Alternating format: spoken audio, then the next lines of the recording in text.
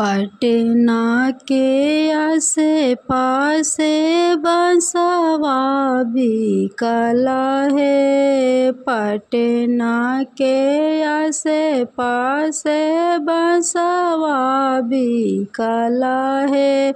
कहाँ गइले बड़का भैया बसवा खरीदस है। कहाँ गइले छोटका भैया बसवा खरीदस है।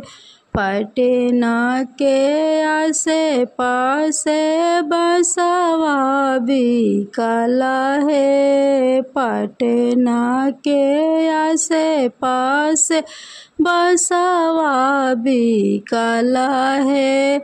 कहाँ गइले बड़का भैया बसवा खरीदस है। कहाँ गइले छोटका भैया बसवा खरीदस है।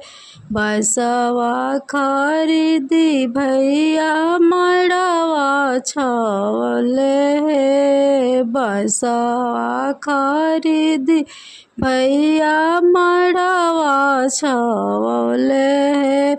कहाँ गइली प्यारी बहिनी करसना सिंगार है। कहाँ गइली प्यारी बहिनी करसना सिंगार है।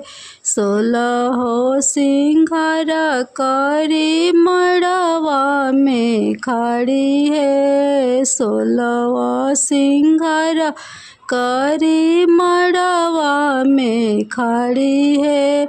मड़वा के यारी पाछी भैया लोग रखवाड़ी है। मड़वा के आरी पाछी भैया लोग रखवारी है। आई गइले अंजनु दुल्हा ले डीठी आई है। आई गइले अंजनु दुल्हा ले डीठी आई है।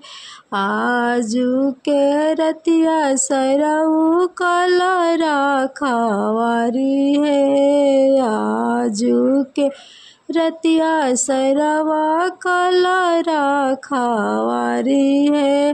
होते सबेरे तोहर बहिनी हमारा है। होते सबेरे तोहर बहिनी हमारा है।